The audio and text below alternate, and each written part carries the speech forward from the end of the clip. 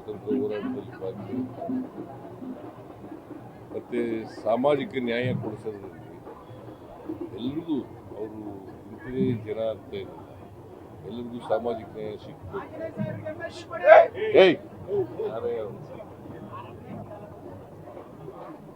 ಅದರಿಂದ ಒಬ್ಬ ಮಹಾನ್ ನಾಯಕನನ್ನ ಇವತ್ತು ಸ್ಮರಿಸ್ಕೊಳ್ತಕ್ಕಂಥ ಗೌರವಿಸ್ತಕ್ಕಂಥ ಕೆಲಸವನ್ನು ಸರ್ಕಾರ ಮಾಡ್ತಾ ಇದೆ. ದೆಹಲಿ ಪ್ರವಾಸ ಹೋಗಿದ್ರಿ, ಹೇಗಿತ್ತು ಅಂತ ಹೈಕಮಾಂಡ್ನ ಭೇಟಿ ಮಾಡಿದ್ರಿ? ಅದು ಬೇರೆ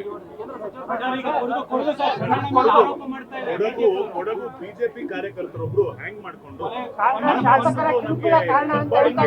ಪ್ರೆಷರ್ ಇಂದ ಸೂಸೈಡ್ ಮಾಡ್ಕೊಂಡಿದ್ದೀವಿ. ಹೊನ್ನಣ್ಣ ಮತ್ತೆ ಮಂತರಗೌಡ ಅವರ ಹೆಸರನ್ನ ಉಲ್ಲೇಖ ಮಾಡಿದ್ದಾರೆ ಡೆತ್ ನೋಟ್ ಅಲ್ಲಿ. ಅದ್ರ ಬಗ್ಗೆ ಹೆಚ್ಚು ಮಾತಾಡಕ್ ಹೋಗಲ್ಲ. ಎಫ್ಐಆರ್ ಆಗಿದೆ, ತನಿಖೆ ನಡೀತಾ ಇದೆ. ತನಿಖೆ ನಡೀತಾ ಇರೋದ್ರಿಂದ ನಾವು ಯಾರು ಕೂಡ ಇಂಟರ್ಫಿಯರ್ ಆಗಕ್ಕಾಗಲ್ಲ. ಯಾರು ತಪ್ಪಿತಸ್ಥರು ಅಂತ ತನಿಖೆಯಲ್ಲಿ ಬರ್ತದೆ ಅವ್ರ ಮೇಲೆ ಕ್ರಮ ತಗೋತೀವಿ. ಬಿಜೆಪಿ ಡಿಮಾಂಡ್ ಮಾಡ್ತಿರೋದು ಹೊನ್ನಣ್ಣ ಅವ್ರದ್ದು ಮತ್ತೆ ಮಂತರಗೌಡ ಅವ್ರ ಹೆಸರನ್ನ ಸೇರಿಸಬೇಕು ಎಫ್ಐಆರ್ ಅಲ್ಲಿ. ಬಿಜೆಪಿಯವರು ಡಿಮ್ಯಾಂಡ್ಗೆಲ್ಲ ನಾವು ಉತ್ತರ ಕೊಡಕ್ಕಾಗಲ್ಲ. ಬಿಜೆಪಿಯವರು ಒಂದು ರೀತಿ ಹತಾಶರಾಗ್ಬಿಟ್ಟಿದ್ದಾರೆ. ಹತಾಶರಾಗಿ ಈ ಥರ ಎಲ್ಲ ಹೇಳಿಕೆಗಳನ್ನು ಕೊಡ್ತಾ ಇದ್ದಾರೆ. ಸಾವನ್ನಲ್ಲೂ ರಾಜಕೀಯ ಮಾಡಬೇಕು, ಯಾವಾಗಲೂ ಕೂಡ ಬಿಜೆಪಿಯವರು ಇದನ್ನೇ ಮಾಡೋದು.